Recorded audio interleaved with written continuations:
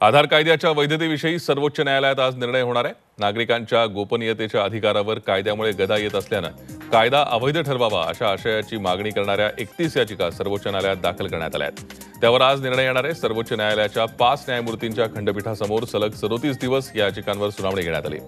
24 August रोजी या प्रकरणी सुनावणी घेण्यात पूर्ण झाली। मधल्या काळात गोपनीयतेचा अधिकार हा भारतीय नागरिकांना मिळालेला मूलभूत अधिकार आहे, असा निकाल सर्वोच्च न्यायालयाच्या 9 न्यायमूर्तींच्या घटनापीठानं दिलाय। त्यामुळे आजच्या निकालावर आधारचं अस्तित्व ठरणार आहे।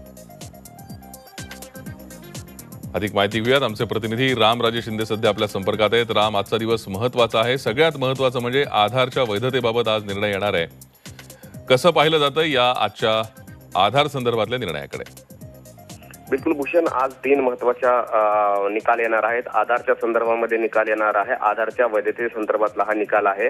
दुसरा म्हणजे की सर्वात जिव्हाळ्याचा विषय म्हणजे की प्रमोशन मध्ये रिझर्वेशन हा सुद्धा विषय आहे। आणि तिसरा म्हणजे की सर्वोच्च न्यायालयामध्ये जे सुनावणी घेतल्या जातात त्या लाईव्ह घेतल्या जाव्या का, या 3 महत्वाच्या सुनावणी झालेली आहे गेल्या काही महिन्यामध्ये आणि त्यावर आज निकाल येणार आहे।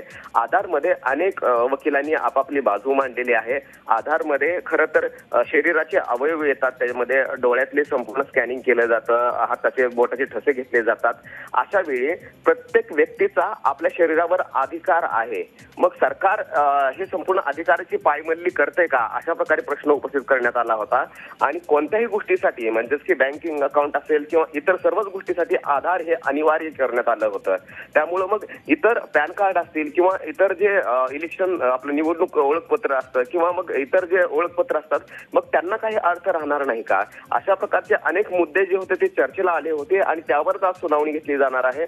आधार हा विषय सर्वात म्हणजे कोट्यवधी भारतीयांशी हा जोडला गेलेला आहे। त्यामुळे यामध्ये काय निकाल येतोय हे पाहणं महत्त्वाचं ठरणार आहे आणि गरजेचं ठरणार आहे। कारण आधार हा महत्त्वाकांक्षी प्रकल्प होता आणि आधारला बँकिंगशी लिंक करण्यात आलं होतं। मग बँकिंग असेल, मोबाईल बँकिंग असेल तर ते सुद्धा ट्रान्झॅक्शन करण्यासाठी आधारचा उपयोग केला जाऊ शकतो का, हा महत्त्वाचा मुद्दा आहे। त्यामुळे आज या संदर्भात निकाल येऊ शकतो। त्याचबरोबर रिझर्वेशन मध्ये प्रमोशन हा सुद्धा महत्त्वाचा मुद्दा आहे।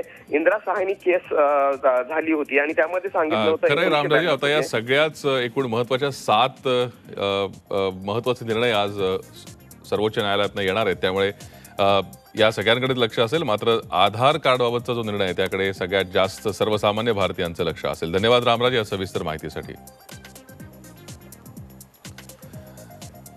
आधार खटल्याची वैशिष्ट्ये आपण पाहतोय। घटनापीठातल्या सर्वोच्च न्यायालयात सलग दुसरी सुनावणी झालेला सर्वात मोठा खटला आहे। के वेणुगोपाल, सिब्बल चिदंबरम यांच्यासह 9 बड्या वकिलांनी या सुनावणीत युक्तिवाद केला। गोपनीयता हा मूलभूत अधिकार असल्याचा घटनापीठाचा निकाल खटल्यादरम्यान आला। घटनापीठातील बहुतांश न्यायमूर्ती आधार कायद्याच्या वैधतेचा फैसला देणार आहेत।